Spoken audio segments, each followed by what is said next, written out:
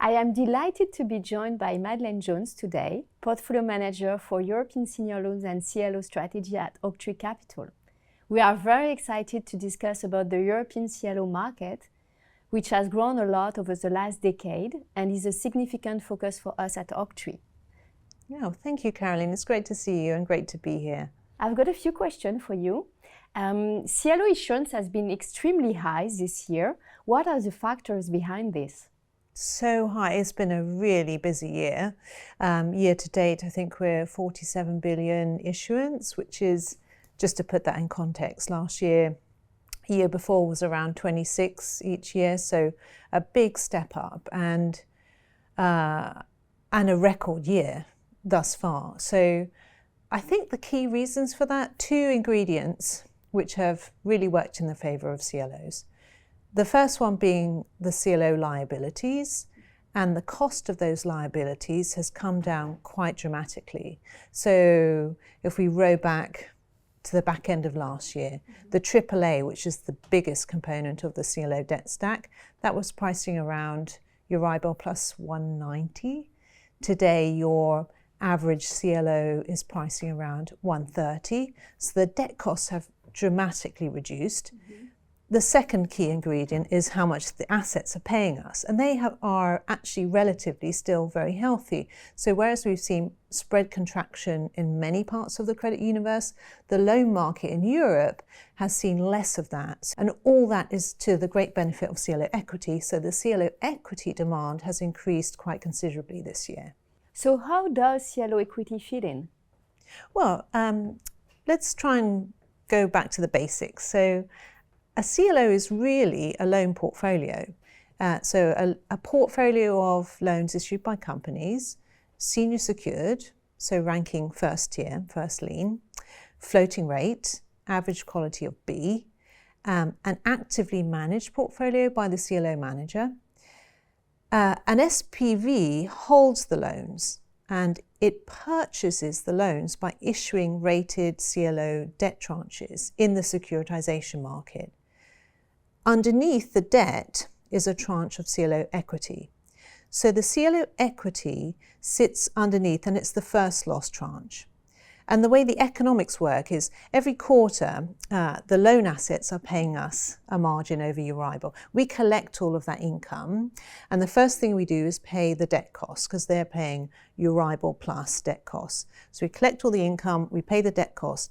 Anything that's left over is paid to the CLO equity, and they get a quarterly distribution. Soon after the quarter ends, the cash contribution is collected, paid out to CLO equity.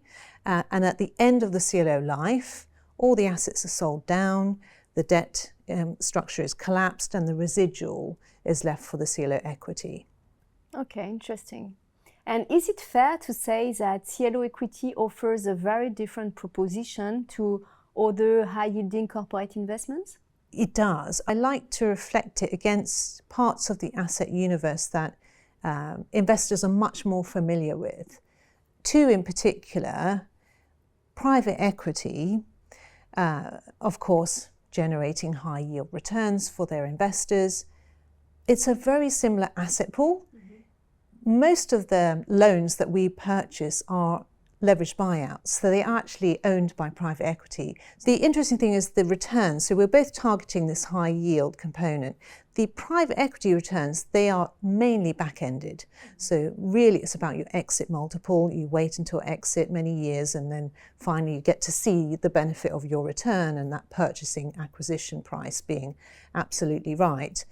For the CLO equity, ours is much more front-loaded. We don't have what we call the J-curve. We get cash distributions, and we get that pretty quickly after we've issued a CLO, both targeting similar yields, but getting to it in a different way, but underlying that, the same pool of companies in many ways.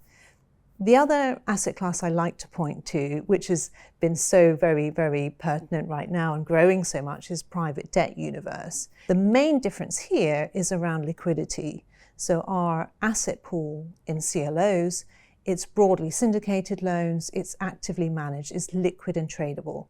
So if there's a problem in the portfolio, we can adjust and reposition, we can sell out, we can sell in, and that keeps us able to churn and ensure credit quality.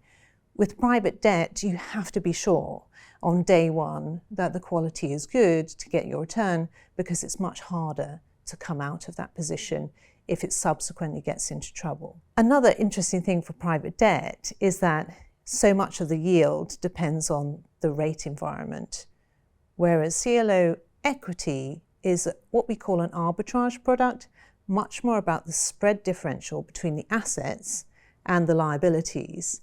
Both are floating rate, so as rates change, that doesn't really impact the returns you get, whereas in private debt, it's rate plus, gives you the yield.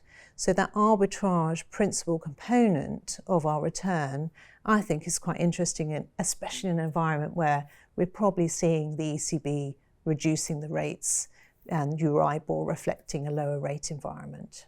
Yes, absolutely. So let's talk about risk now. What are the main risks associated with CLO equity investment, and how can they be managed? Well, number one, I've described equity is the first loss tranche. So, of course, it will take the impact of anything that degrades the quality of that loan portfolio. And it has a levered return, so that can work both ways, right? It can lever the upside and lever the downside. So, making sure the loan portfolio is good quality, avoiding credit losses and defaults. The second one is about leverage and the use of leverage. And of course, history has a litany of examples of badly used, badly structured leverage. CLO market leverage is pretty good, I've got to say, and we've seen it work throughout many cycles now. Number one, it has no mark-to-market triggers.